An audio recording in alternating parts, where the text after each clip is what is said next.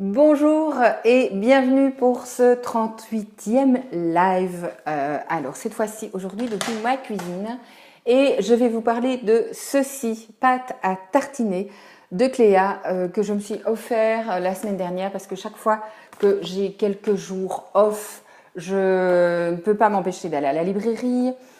J'aime les romans, mais j'aime aussi les revues et les livres de cuisine.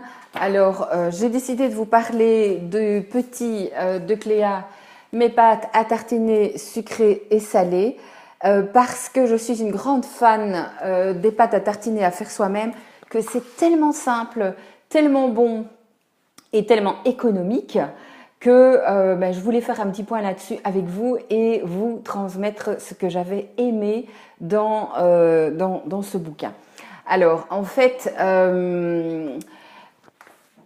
qui est Cléa? Cléa, c'est une blogueuse, une des premières blogueuses que j'ai découvertes d'ailleurs il y a 10 ans, quand j'ai commencé à m'intéresser au phénomène blog de cuisine, que je me suis rendu compte qu'il y avait des femmes et quelques hommes qui bloguaient à propos de cuisine et qui partageaient leurs bonnes recettes, leurs bons plans. Et alors, il y avait un truc qui m'intéressait chez Cléa, c'est qu'elle avait vécu au Japon. Et donc, elle avait son regard de française sur les ingrédients japonais et elle donnait des tas d'astuces d'ailleurs pour les utiliser dans sa cuisine. Et je vous recommande d'aller voir son blog Cléa Cuisine, c'est une mine, et pas seulement à propos de produits japonais, mais bien sûr aussi à propos de produits sains. Parce que Cléa est une grande spécialiste de tous les aliments que vous allez trouver sur les rayons d'un magasin bio. Alors, qu'est-ce que j'ai aimé dans le bouquin? C'est parce que moi, bon, je fais des pâtes à tartiner depuis très longtemps. Je m'en étais fait une spécialité au restaurant. Je cuisinais moi-même les pâtes à tartiner et les tartinades et les garnitures que nous mettions sur les sandwichs et les tartines. Eh bien, ce que j'aime dans ce bouquin, c'est que c'est séparé en 3 parties. Et donc, vous avez les grands classiques revisités avec évidemment houmous, caviar d'aubergine, guacamole, pâte à tartiner au chocolat, lemon curd. Donc, c'est évidemment des bases et Cléa, elle vous apporte de quoi twister ces bases, de quoi les améliorer, les rendre plus sexy. J'espère que vous m'entendez toujours. Il y a aussi des pâtes à tartiner à base de légumes. Et c'est ce que Franck Foll, un cuisinier belge, appelle des légumaises, que moi j'ai appelé tartinade ou carottaises ou autres mots néologismes inventés pour parler de ces pâtes à tartiner à base de légumes et souvent d'huile et de pâtes d'oléagineux comme de la purée de cajou, de la purée d'amande, de la purée de noisettes. Je vous assure que ça vaut le détour, c'est incroyable ce qu'on peut faire avec un reste de légumes cuits. Et donc ici, Cléa vous apporte ses astuces. Et les pâtes à tartiner du placard. Et donc, qu'est-ce qu'on fait avec ce qu'il y a dans votre placard? Surtout quand on pense n'avoir plus rien à mettre sur la tartine ou le cracker.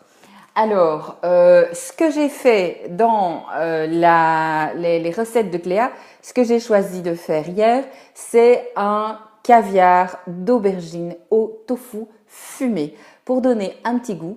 Alors, la recette dit 2 aubergines, 250 g de tofu fumé, un peu d'huile d'olive, de la moutarde, du sel, pas trop, et du poivre. Alors moi j'ai rajouté du sel grillé aux épices parce que je trouvais que ça donnait vraiment un petit plus, et du tabasco parce que j'aime bien que ce soit relevé. J'ai aussi rajouté un peu d'huile de sésame et de la coriandre. Vous voyez que c'est vraiment une ouverture à votre créativité. Les pâtes à tartiner, c'est absolument génial. Elle a été plébiscitée par 3 personnes hier qui ont trouvé ça délicieux. Donc franchement, je vous encourage. J'ai aussi plein de recettes de pâtes à tartiner sur mon blog et je vous les mets ici en dessous. Alors, qu'est-ce que je vais essayer? La prochaine que je vais essayer, c'est une pâte à tartiner à base de lentilles corail parce qu'elle a une version vachement sympa, Cléa, avec des noix.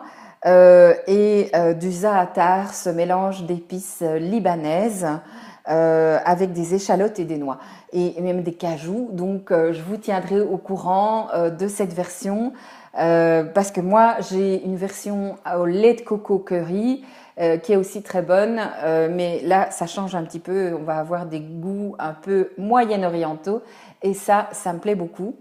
Donc voilà. Alors, pour obtenir une recette de houmous à base de pois chiches que vous avez cuisiné vous-même très simplement, vous regardez le lien ici en haut ou en bas pour vous inscrire et y avoir accès. Et puis moi, je vous dis à demain pour une autre petite vidéo autour de la nourriture saine, cuisinée maison ou cuisinée par d'autres mains humaines. Voilà, à bientôt. Merci.